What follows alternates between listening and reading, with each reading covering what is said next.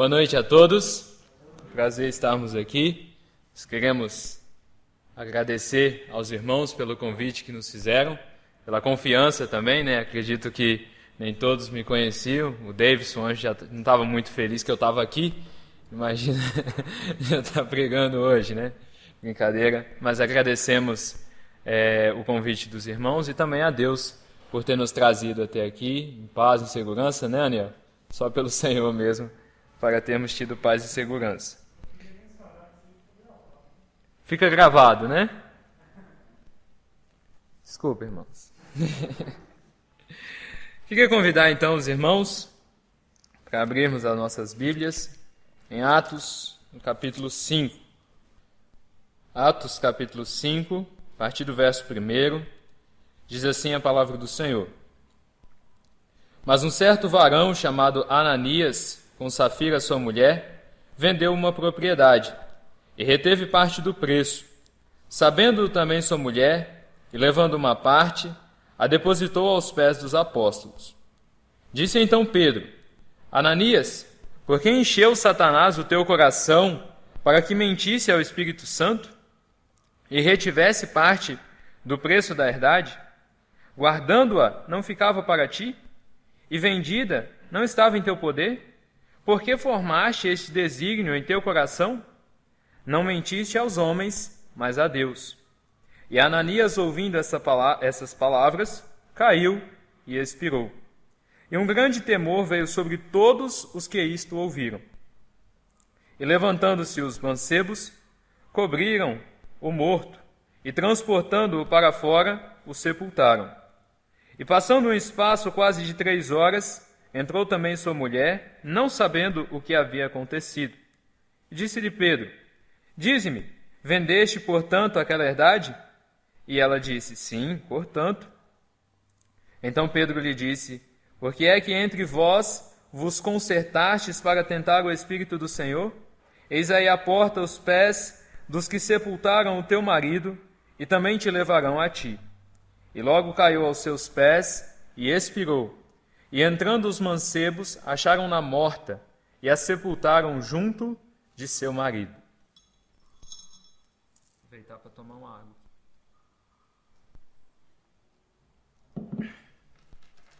Bom, essa história em especial, ela foi uma das que mais me deu medo durante a minha vida. Quando eu era pequeno e minha mãe, que era professora da escola, quando ela queria saber algo sobre mim, ela sempre me contava essa história. E em seguida, após contar que Ananias morreu depois de mentir, ela me perguntava: é verdade que você brigou com fulano? Eu não tinha coragem de mentir para ela. Não tinha. Como que eu ia falar, depois de ouvir a história de Ananias que mentiu e caiu morto, como que eu ia falar para ela uma mentira, dizer não briguei com fulano? Não tinha como. Dessa forma, ela sempre conseguiu a verdade de mim, através até um pouco do medo. Mas é importante a gente entender aqui que Ananias não morreu apenas por mentir, mas foi uma série de fatores que levou Ananias a mentir. Tinha um motivo pelo qual ele mentiu. Se você analisar o contexto, no versículo 36, Lucas conta para nós que José, cognominado pelos apóstolos Barnabé, que traduzido é filho da consolação, levita, natural de Chipre, possuindo uma herdade, vendeu e trouxe o preço, e o depositou aos pés dos apóstolos. E então o capítulo 5 inicia: mas Ananias fez tal coisa. Lucas relaciona as duas histórias. Nós não sabemos como ficou conhecida a história de Barnabé, o que as pessoas souberam daquilo que Barnabé tinha feito, mas essas histórias tinham relação. Talvez Ananias ficou sabendo daquilo que Barnabé tinha feito e falou: eu quero agir como ele. Eu quero parecer com Barnabé, mas eu sou um pouquinho mais esperto que ele. Eu vou dar só uma parte do dinheiro e a outra eu vou guardar para mim. E no final dizer que tudo foi dado para a igreja. Ele queria parecer santo, parecer alguém muito legal, muito bacana diante dos irmãos, mas através de uma mentira. Isso levou então Ananias à morte. Mas isso não é algo comum. Isso não acontece com frequência. Alguém chegar aqui e falar algo comigo e, no mesmo instante, a pessoa morrer. ou eu chegar aqui no púlpito, falar algo que não seja coerente, correto com a Bíblia, e no mesmo instante eu morrer. Isso não é algo que a gente está acostumado a ver. Não é algo que vocês reagiriam normalmente, tranquilo, o Tiago morreu ali, vamos continuar o culto.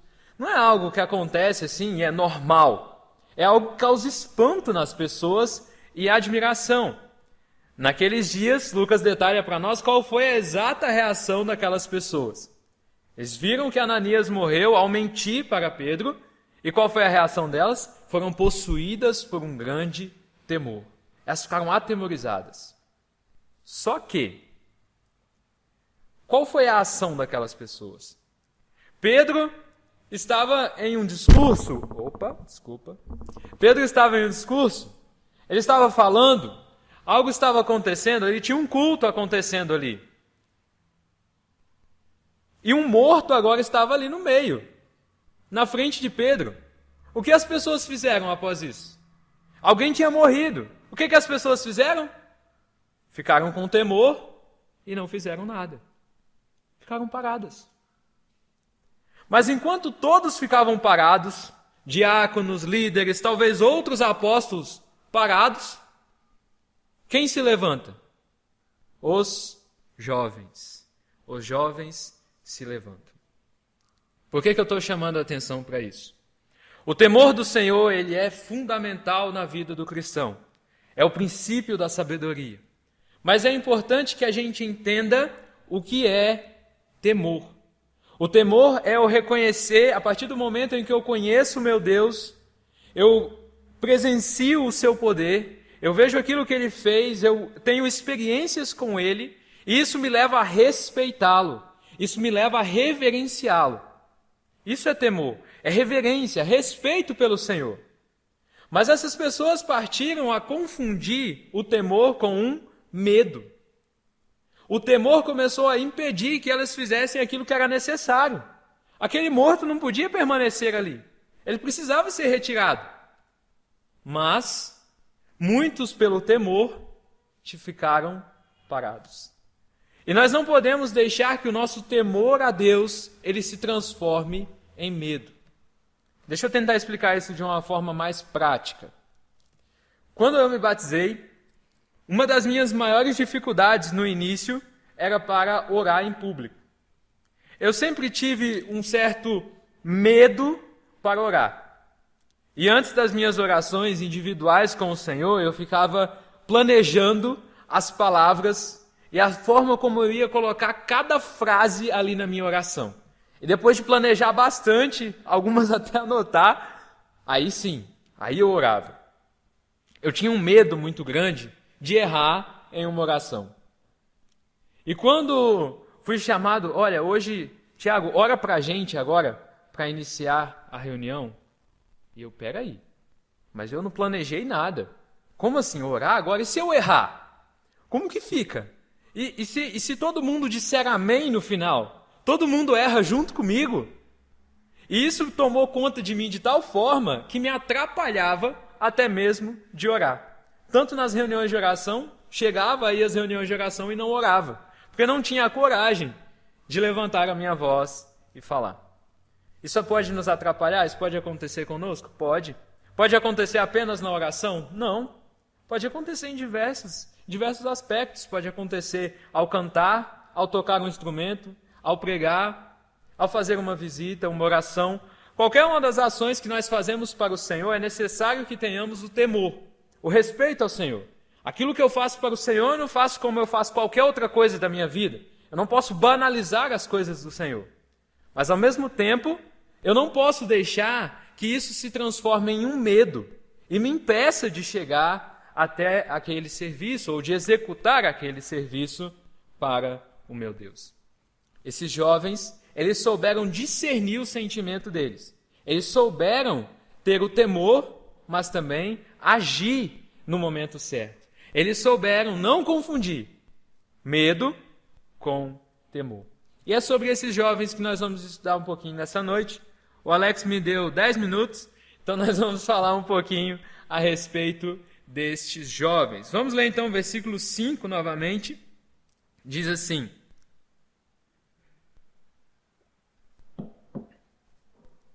E Ananias, ouvindo essas palavras, caiu e expirou.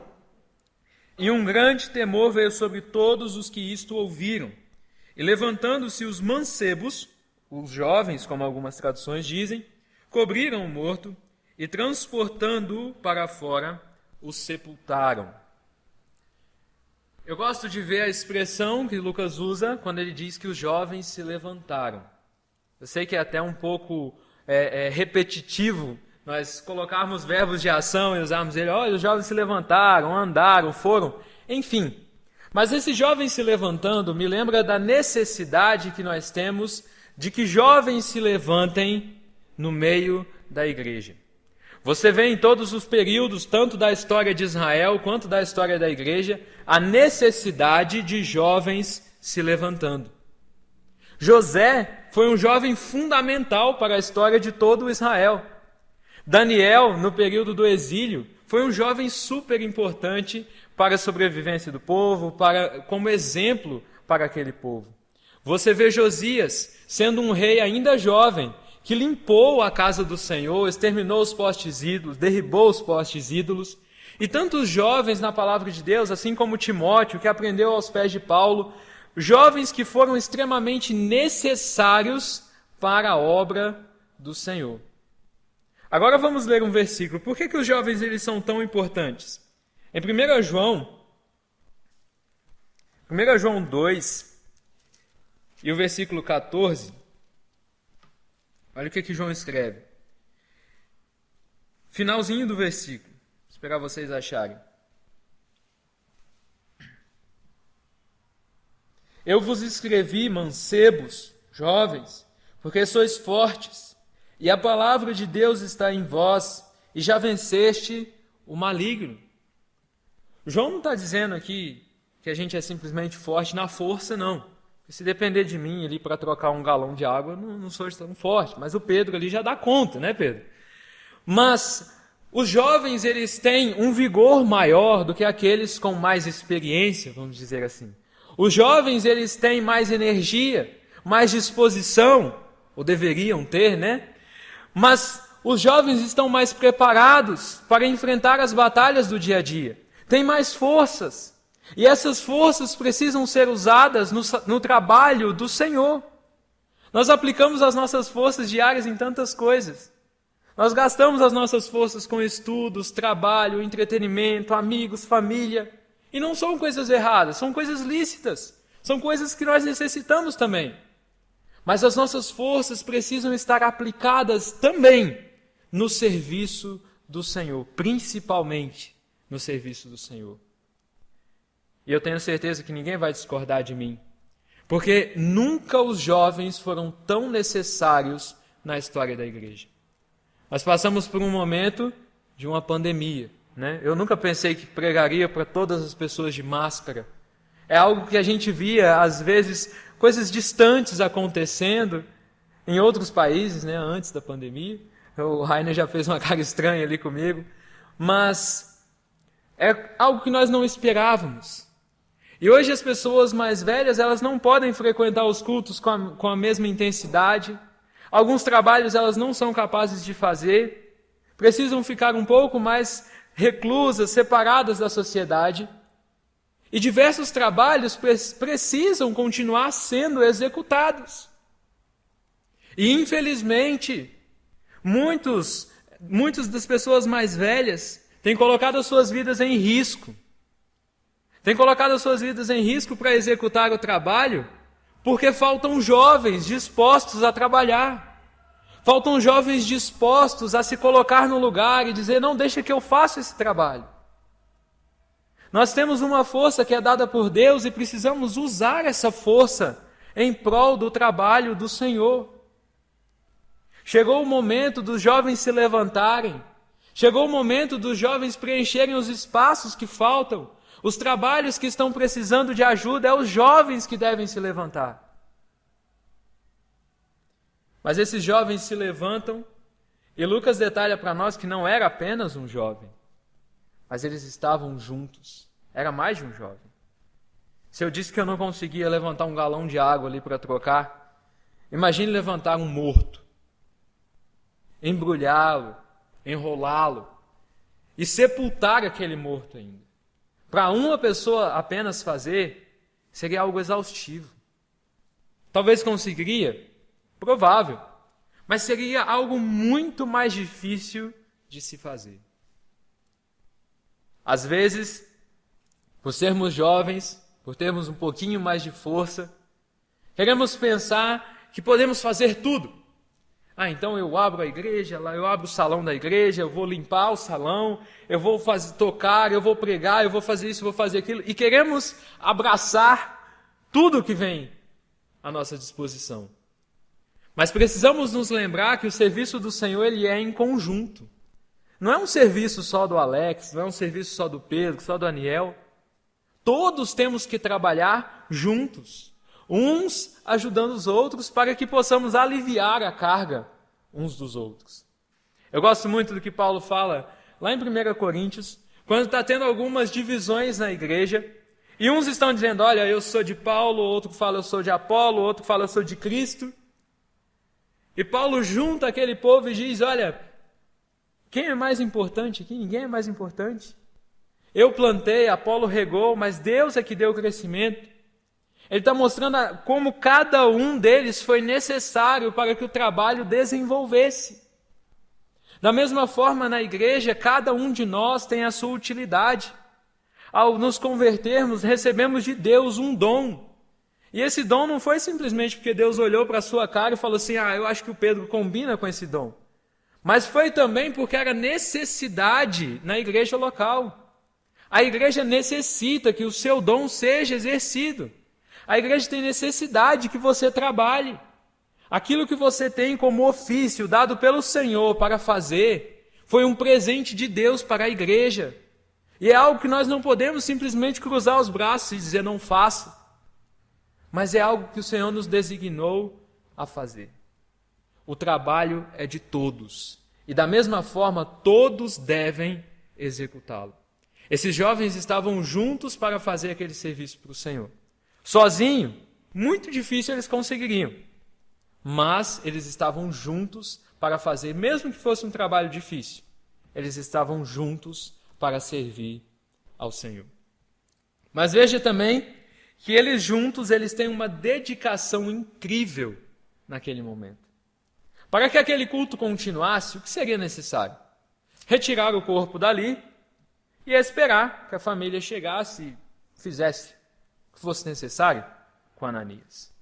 Mas esses jovens não tratam com essa indiferença. Eles não simplesmente retiram o corpo dali e vamos continuar. Não. Veja o versículo 6. E levantando-se os mancebos, cobriram o morto, transportaram o morto e sepultaram o morto.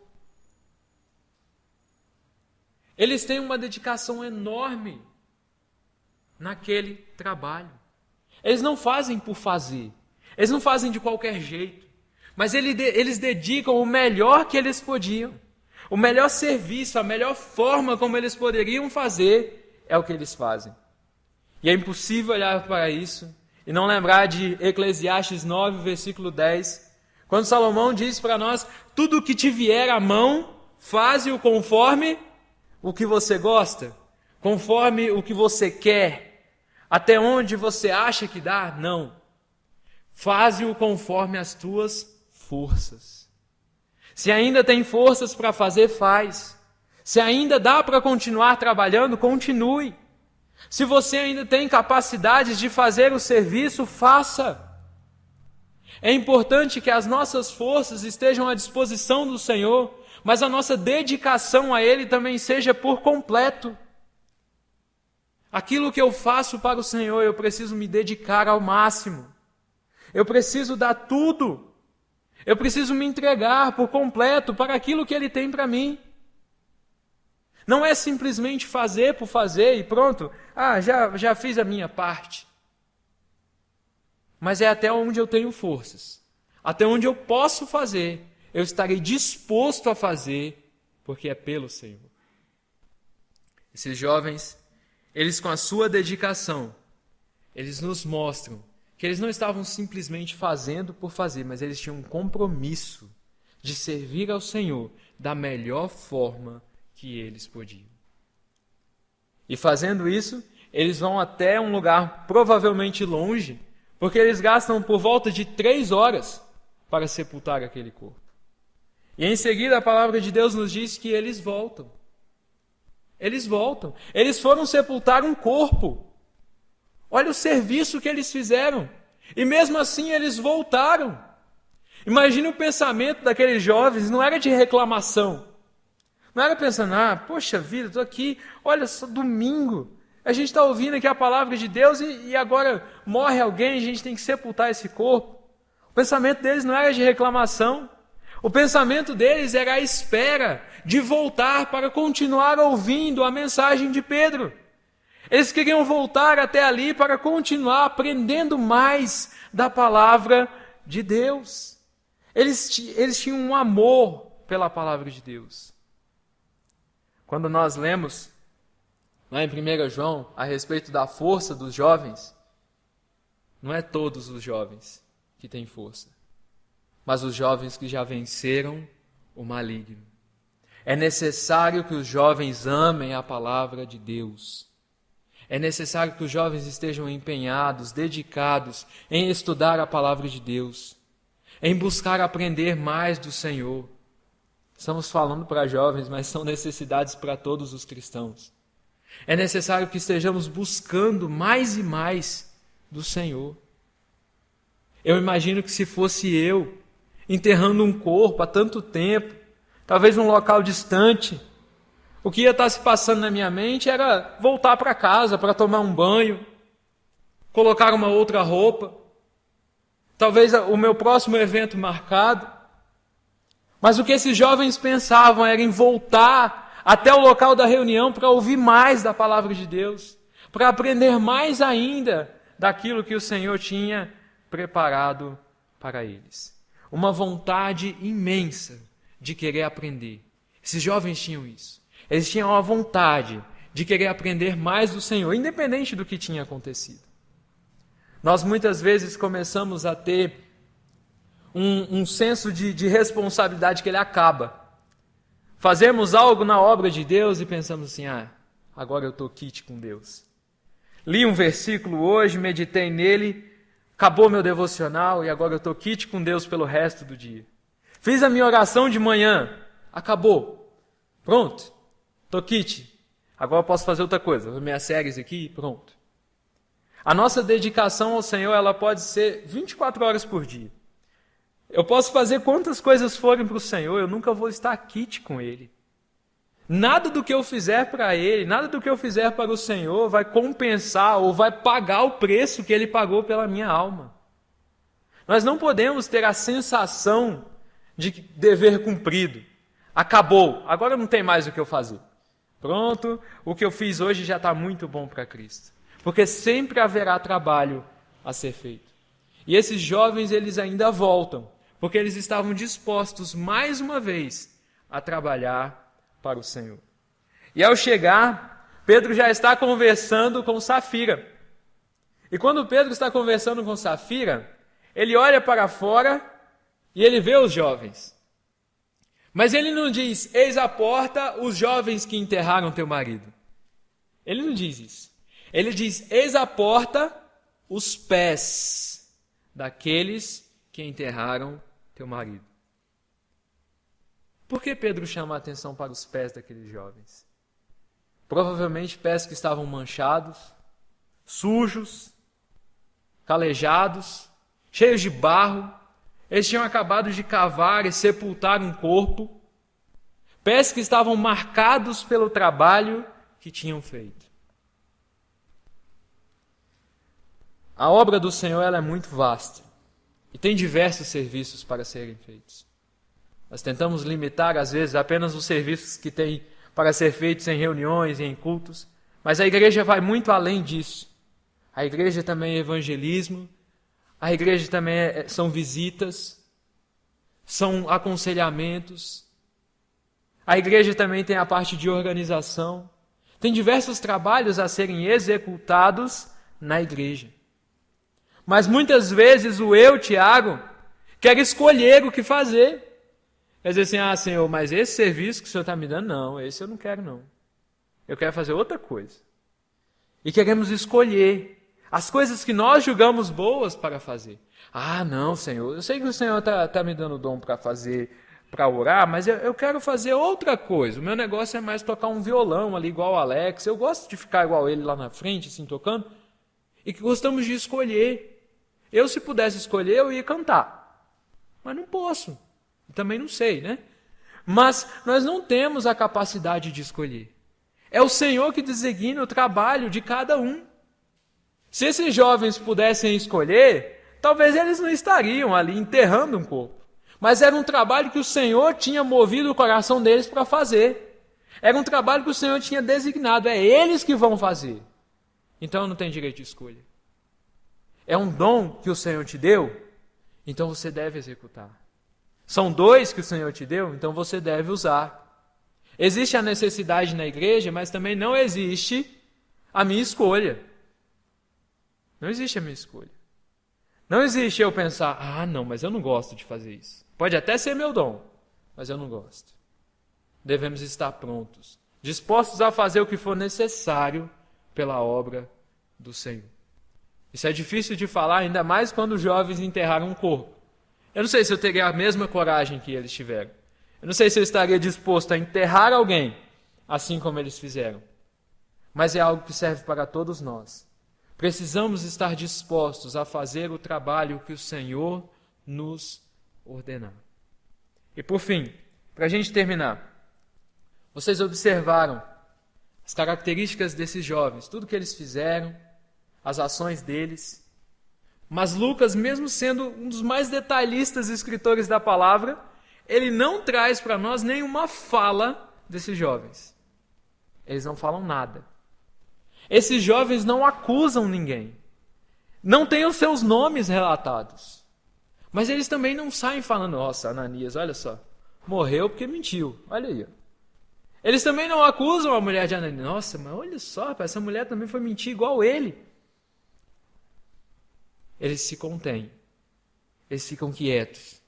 Eles respeitam aquelas 2 pessoas. Eu acredito que Ananias e Safira eram irmãos em Cristo também. Foram castigados pelo Senhor justamente por isso. Eram pessoas salvas. Mas esses jovens, eles em todo o tempo respeitaram aquelas 2 pessoas. Eles não simplesmente foram arrogantes e petulantes e começaram a criticar e zombar daqueles que tinham errado. Muitas vezes os jovens, por terem um pouquinho mais de força, né, Pedro? Um pouquinho mais de força só, começam a perder a sua humildade, a achar que são um pouco melhores, a achar que têm um pouco mais de força e por isso podem tomar suas próprias decisões, criar suas asas, como alguns dizem, né? Mas é preciso que o jovem mantenha a sua humildade em todo o tempo. Saiba que nós não temos a mesma experiência que muitas pessoas que já passaram por tudo que nós já passamos, viveram muito do que nós estamos vivendo e sabem como nos aconselhar e como nos ensinar a viver nesta vida. Vamos manter a nossa humildade, mas estarmos dispostos a trabalhar para o Senhor, independente do serviço. Não somos nós que escolhemos, mas Ele coloca em nossas mãos cada um dos serviços para serem feitos, porque é necessário no trabalho dele. Amém.